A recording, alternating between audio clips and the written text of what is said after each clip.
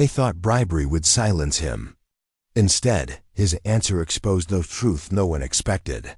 The afternoon sun spilled gently through the tall windows of the municipal building, casting long golden beams across the polished wooden floor.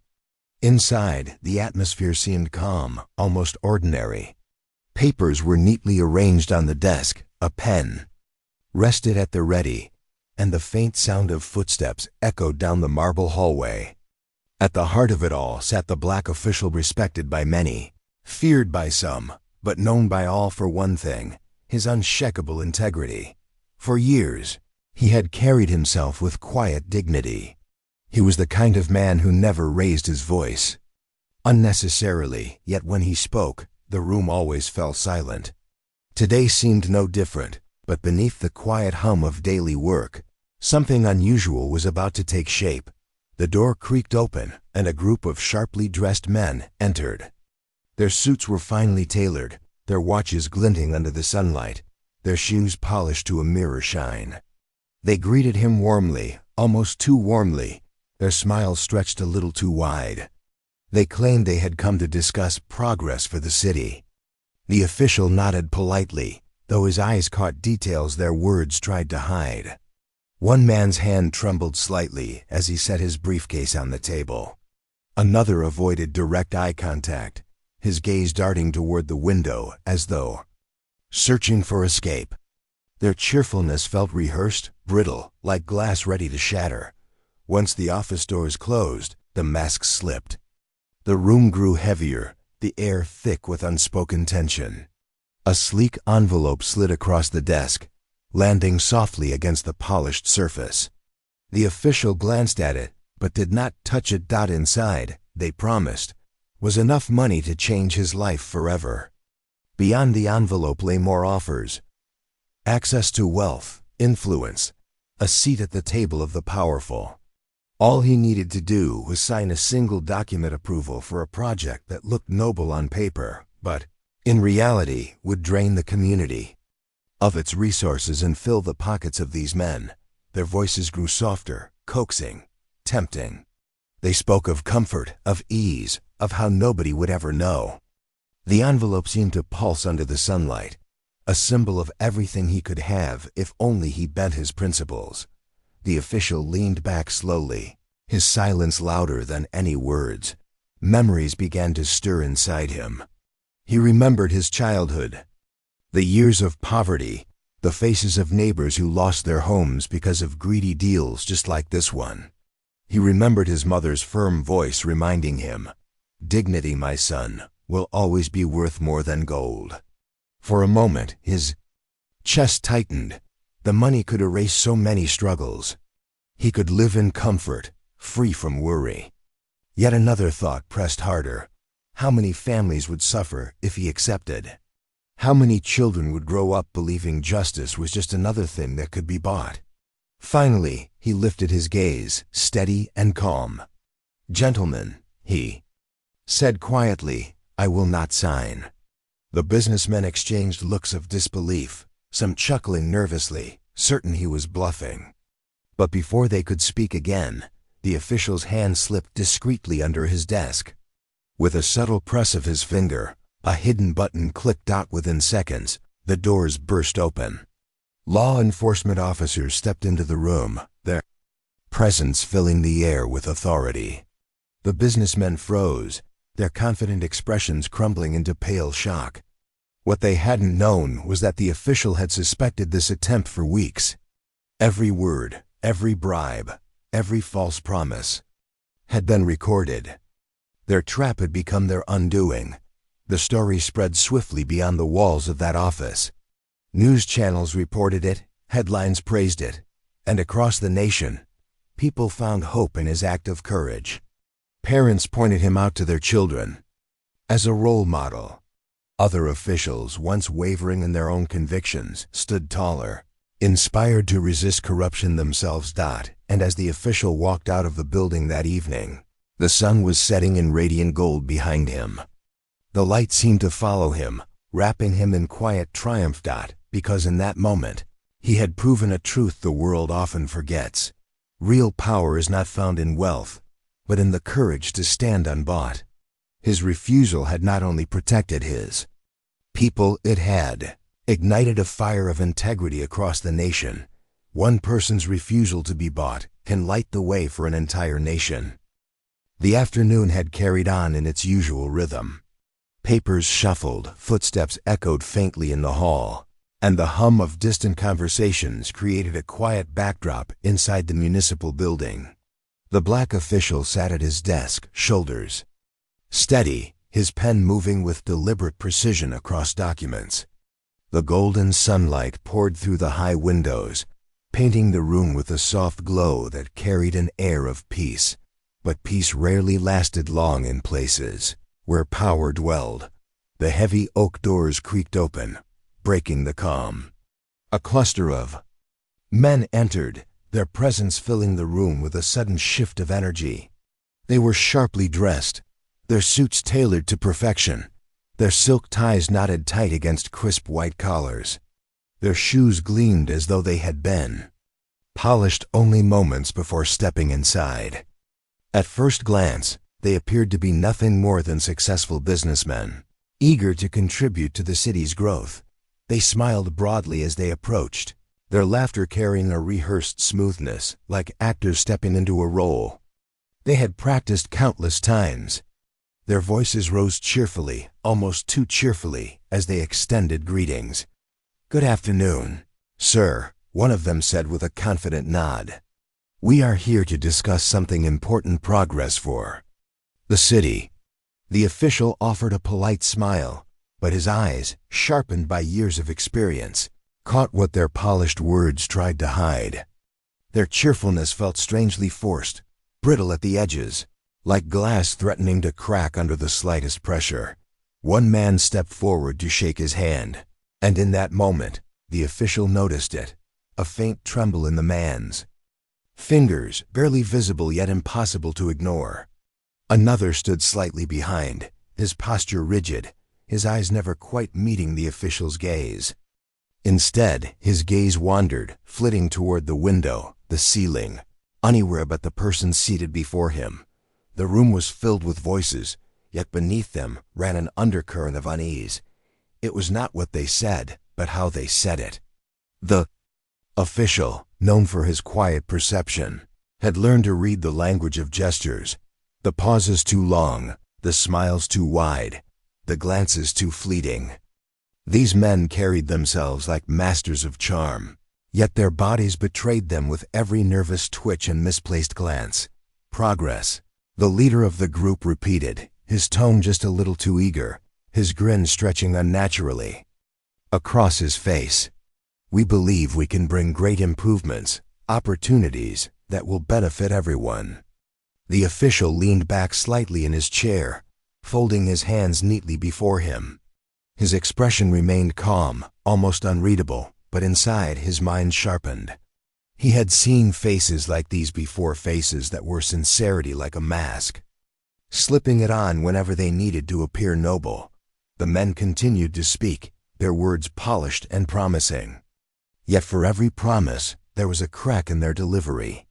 The official's eyes lingered on the sheen of sweat beginning to form at the edge of one man's temple, though the room was cool. He caught the sound of a forced laugh, quick and hollow. When one of them stumbled over his words, little by little, the clues fell into place, like puzzle pieces forming a picture that had not yet been revealed. Their wealth was obvious, their confidence outward, but beneath the surface lay something else, something they tried desperately to keep hidden. The official remained silent for longer than expected, letting the weight of their own performance hang in the air. He allowed their words to echo in the room, measuring not only what they offered, but what they withheld. Behind their fine suits and polished charm, he could sense an agenda pressing hard against their smiles, an urgency too great to be explained by mere civic duty. The room grew quieter for a moment, the men waiting for his response.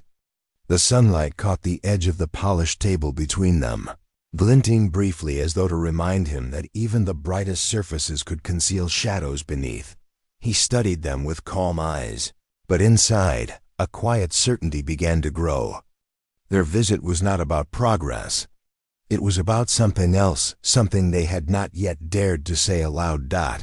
And though they believed their performance convincing, the official already knew this meeting was the beginning of a storm. The door clicked shut behind them, the sound echoing like a final note in a song. With that small motion, the polite masks they had worn began to crumble. The warmth in their voices dimmed, their smiles flattened, and what lingered in their eyes was no longer cheer, but calculation. The official sat in silence, his posture steady, his gaze calm. He knew what it meant when doors were closed with such finality. The walls seemed to lean closer, the quiet suddenly louder than the chatter that had filled the room moments before. One of the men stepped forward, slower now, as though rehearsing a move he had practiced countless times. From his sleek leather briefcase, he drew out a thick envelope, its edges crisp, its weight undeniable. He placed it gently on the polished desk, pushing it forward until it rested in front of the official. Like a silent challenge, the envelope sagged slightly at the corners, betraying its fullness. No words were needed to guess what it held: stacks of cash, enough to tilt the balance of anyone's life. The sunlight streaming in from the windows seemed to land directly upon it, the paper glowing faintly in the golden light, as though mocking the purity of the day. "This," one of the men began, his voice lower now, smooth and coaxing, "is but a token of our gratitude, a small taste of what could be yours, if you choose the path of cooperation." Another leaned in, his tone almost conspiratorial. "We are not asking for much, just a signature, one paper, one moment. And in return, you secure your future and ours." Their words slithered through the room like whispers of temptation. They spoke of wealth, power, and endless comfort. They painted pictures of luxury homes, vacations in distant lands, and influence that stretched beyond the city. Each phrase was crafted carefully, designed to pry open cracks in his armor. Official did not move. His eyes remained fixed on the envelope, though his hands stayed folded neatly on the desk. His silence unsettled them, and they rushed to fill it with more promises. "Think of what this could mean for you. No more struggles, no more limitations. Everything you ever wanted within reach." But as they spoke, their plan unraveled itself. The project they proposed was dressed in noble language: development, expansion, progress. Yet behind their words, the truth glimmered darkly. The progress they envisioned was nothing more than a disguise. What they wanted was a project that would drain the city of its resources, strip the community of its future, and funnel wealth into their own pockets. They tried to cloak greed in the robes of charity. But to the official, their intentions were as transparent as the sunlight spilling across the desk. The room grew heavy. The once comfortable office now felt smaller, as though the very walls recoiled from the weight of corruption that had entered. The air thickened, pressing down on every breath. The clock on the wall ticked louder, each second striking like a drumbeat. Tick, tock, tick, tock. It was as if time itself had slowed, demanding that every detail of this moment be etched into memory. The men leaned closer, their whispers more urgent, their words more desperate. The envelope sat there between them, no longer just paper and ink, but a test at crossroads where one choice could alter the course of many lives. The official inhaled slowly, the suffocating air burning in his chest. His eyes lingered on the envelope, but what he saw was not wealth. He saw the faces of families who would suffer. He saw schools left underfunded, streets neglected, homes stripped of security. He saw the invisible hands of corruption reaching out to strangle the very people he had sworn to serve. And in that moment, though the men could not yet see it, the decision within him had already begun to form. The air pressed heavier, the clock ticked louder, and the suffocating silence between the promises grew more dangerous than the promises themselves, because temptation had been revealed, and now the battle was no longer outside him, it was inside. For a long moment, the room held only silence. The thick envelope still rested on the polished desk, as though it had grown heavier with every passing second. The men's voices had quieted, their promises lingering in the air like smoke that refused to clear. The official sat motionless, his hands folded, his face unreadable, but inside, a storm had begun to stir. He had seen money before. He had seen greed dressed in fine suits and spoken in velvet tones. Yet never had temptation been placed so directly before him, wrapped in crisp paper and whispered like salvation. His chest tightened as he considered the enormity of what was being offered. He closed his eyes briefly, and in that pause, memories rose unbidden. He was a boy again, barefoot on dusty streets, his stomach growling from nights when food was scarce.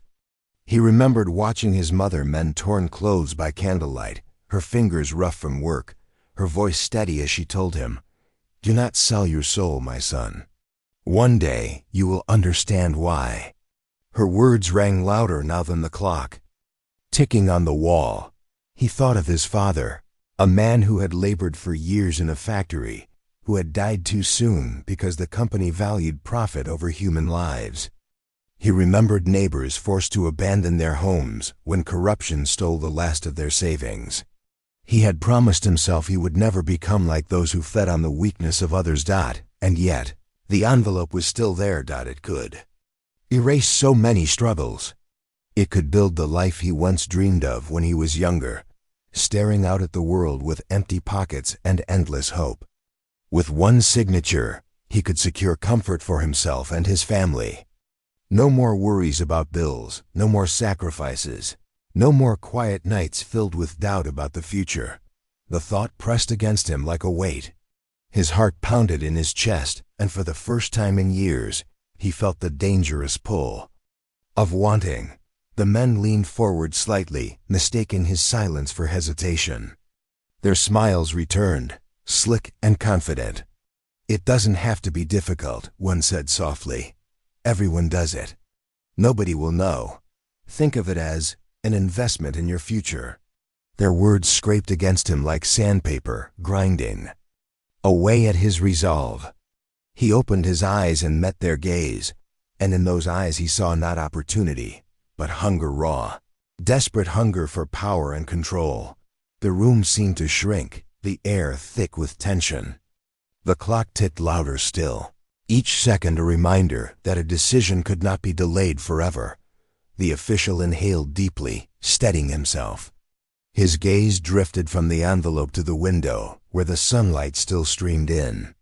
Beyond those walls lay the city he had sworn to serve, the children laughing in playgrounds, the workers bent over their daily tasks, the elderly walking slowly down shaded streets.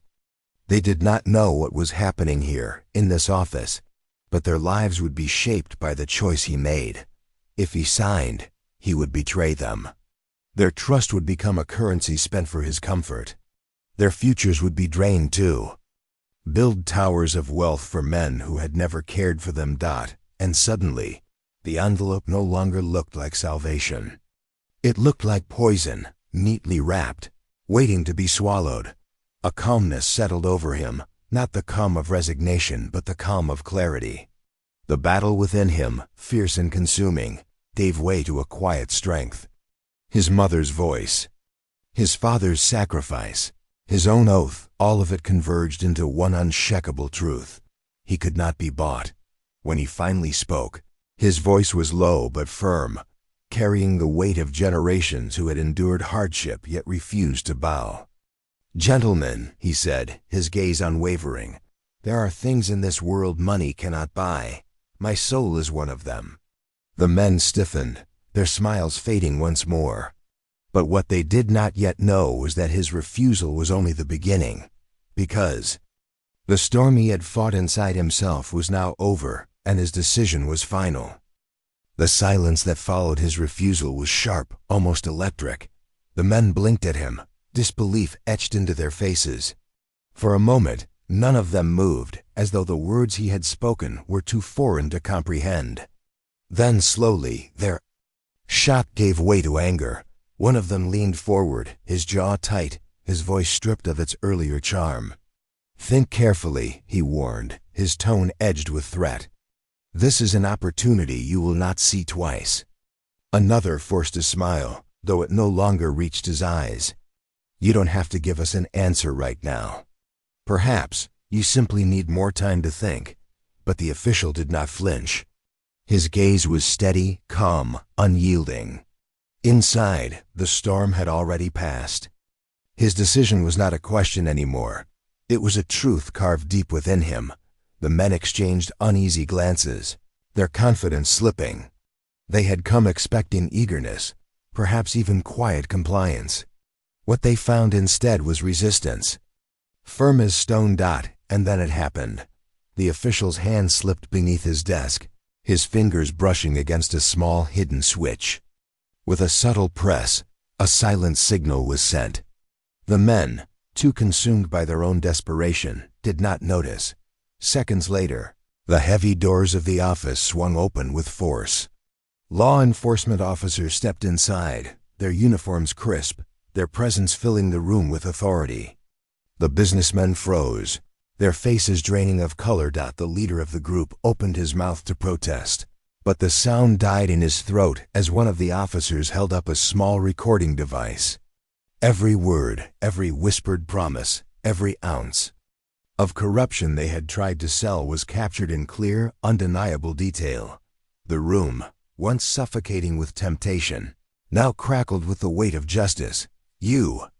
One of the men stammered, pointing a trembling finger at the official. His voice cracked, half disbelief, half rage. "You set us up." The official rose slowly from his chair. His movements were measured, calm, as though he carried not triumph, but duty. His eyes met theirs without malice, only certainty.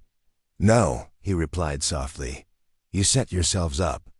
I only gave the truth room to be seen." The officers moved swiftly, placing firm hands on the shoulders of the men who had moments earlier carried themselves with arrogance. Now their suits looked less like power and more like costumes stripped of meaning. Their fine watches glinted uselessly as their wrists were bound. The official watched silently, his face unreadable, though inside, a quiet mix of relief and sorrow stirred. Relief that justice had prevailed. Sorrow that men with such means had chosen greed over honor. As the businessmen were led away, the room seemed to exhale. The suffocating weight lifted, replaced by a strange stillness. The envelope still sat on the desk, untouched, its edges glowing faintly under the sunlight. It looked smaller now, insignificant, as though its power had evaporated the moment their schemes were exposed. The official reached out, not to open it, but to push it aside. The paper slid across the desk with a whisper, falling into the shadows. At the edge of the table. In the silence that followed, the ticking clock on the wall resumed its steady rhythm, no longer oppressive but grounding. Like the heartbeat of a room restored to honesty, the men had believed they were in control. They had walked into the office certain of their charm, their wealth, their influence. But what they had not counted on was foresight. The official had seen through them long before they arrived. He had prepared, not with greed in his heart, but with loyalty to the people he served. And in that preparation lay the twist. They had never imagined that their prey had been waiting all along, not to be ensnared, but to reveal them for what they were. The official sat back down, his shoulders steady once more. Outside, the late afternoon sun dipped lower, spilling its golden light across the city. He knew the news of what had happened here would soon ripple far beyond these walls. But for now, he allowed himself one quiet moment in the fading glow, breathing an air that no longer carried the stench of corruption. Because justice, though often delayed, had found its moment, and it had arrived with a twist no one could deny. The news broke faster than anyone could have imagined. What began as whispers in the corridors of the municipal building soon spilled into the streets, carried by hurried voices and astonished gasps. By evening, the story had found its way to radio broadcasts, television screens, and the endless scroll of headlines online. Black official exposes bribery attempt. Wealthy businessmen arrested in his office. The words lit up across news tickers, flashed on phones, and traveled through social media like wildfire. Everywhere, people stopped to read, to listen, to marvel at the story that seemed almost too unbelievable to be true. In neighborhoods across the city, families gathered in living rooms, their eyes wide with pride. Parents turned to their children and pointed at the screen saying, "Look, this is what honesty looks like. This is what it means to stand tall." Children, wide-eyed and inspired, repeated his name as though it belonged to a hero from legend. At schools the next morning, teachers spoke of him in classrooms, using his story as a lesson not only about justice but about courage. Young students scribbled notes, their imaginations filled with the image of a man who had looked temptation in the eye and refused to bow. And it did not stop there. In offices and government halls far beyond the city, other officials read the story with a heaviness in their hearts. Some shifted uncomfortably in their chairs, reminded of the quiet compromises they had made in the shadows. Others sat straighter, inspired, feeling a spark of courage that had long been buried under fear and pressure. The ripple was undeniable. What one man had done in a single office now stretched across the nation, awakening something people thought had long been forgotten: integrity. For the official himself, the days that followed were overwhelming. His name was spoken in interviews, his face printed on newspapers. Reporters crowded the steps of the municipal building, their cameras flashing, their microphones thrust forward, demanding to know how he had found the strength to resist. He answered, with the same quiet dignity that had guided him through the moment. "It was not about me," he told them. "It was about the people I serve. Their trust is not mine to sell." Those words were replayed again and again, quoted in articles, shared in posts. They became more than just a statement. They became a mantra for those who longed to believe that honesty could still exist in places of power. But the impact went deeper still. In communities often bruised by injustice, his refusal was seen not only as an act of integrity, but as a beacon of hope. To many, he became proof that dignity could triumph over corruption, that a single act of defiance could shift the tide of despair. There were, of course, those who scoffed. Critics dismissed it as a rare exception, a story that would fade with time. Yet even their cynicism could not drown the voices rising across the country, voices of pride, of gratitude, of renewed belief.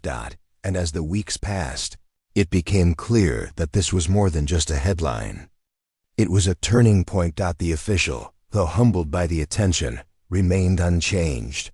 He still walked the same halls, signed the same papers, greeted the same staff with the same quiet nod. But there was something different in the air around him. People met his gaze with newfound respect, their shoulders straighter, their voices warmer. One afternoon, as he stepped outside, the sun bathed the city in golden light. A small crowd had gathered, not reporters this time, but ordinary people, men, women, and children. They clapped softly as he passed, their faces lit with gratitude. He did not raise his hand for applause, did not seek recognition. Instead, he simply smiled, a humble acknowledgement that their faith mattered more than any prize. For the nation, his story had become a reminder.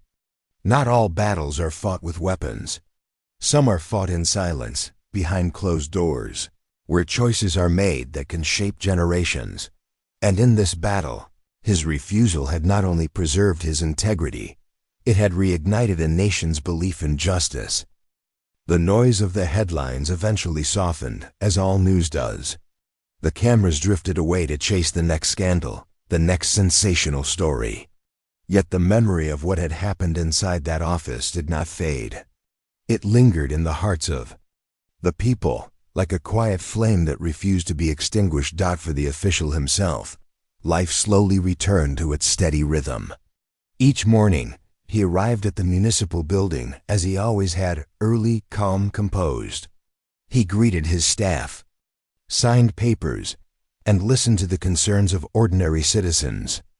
But though his routine was unchanged, there was something unspoken in the way people looked at him now. Their gazes carried more weight, more trust, as if they were silently reminding him, "We believe in you. Do not let us down." On one particular evening, as the sun dipped low and painted the sky with hues of amber and crimson, the official walked alone through the city streets. Children played on the sidewalks, their laughter echoing in the warm air. Shopkeepers closed their stalls, waving goodnight to neighbors. Life continued as it always had, but beneath its simplicity was a new kind of confidence. People walked taller, smiled easier, and spoke with more hope. The official paused at a park where a group of teenagers sat talking. One of them noticed him, nudged the others, and soon they all stood to greet him with shy smiles. "Sir," one of them said, "we just want you to know, you give us courage." He looked at them, his heart swelling with a mixture of pride and humility. He had not set out to become a symbol. He had simply done what he believed was right. Yet in their eyes his refusal was more than an act of defiance. It was proof that even in a world tainted by greed, integrity could still prevail. Later, as he sat on a bench beneath the fading light, he reflected on the path that had brought him here. He remembered the envelope, heavy and tempting. He remembered the men's promises, their voices dripping with persuasion. He remembered the suffocating weight of that room, and how close the line between weakness and strength had felt. And he realized something important. The battle had not been about money, or power, or even the men themselves. It had been about choice. A choice to either betray the trust of those who depended on him, or to honor it with everything he had. He thought of his mother's words again, words that had guided him all his life. "Dignity, my son, will always be worth more than gold." Now he understood them more deeply than ever before. Gold shines, but it tarnishes. Wealth comforts, but it fades. Power commands, but it corrupts. Only dignity endures untouched, unbought, unbroken. The night grew darker, and the city lights began to glow. As he rose from the bench and walked home, the quiet certainty of his steps mirrored the lesson that now lived not only in him, but in the nation he had inspired. Because in the end, the story was not about a bribe refused. It was about the strength of one man's spirit and the ripple it created across countless lives. It was about the reminder that justice is not a grand declaration shouted in the streets, but often a whisper spoken in the silence of temptation. And so, the moral stood clear, shining brighter than any envelope of money could ever hope to. True. Power is not measured by what a person can gain, but by what they refuse to sacrifice. For when one person chooses integrity over greed, courage over fear, and dignity over comfort, they do more than protect themselves. They light a path for an entire nation to follow.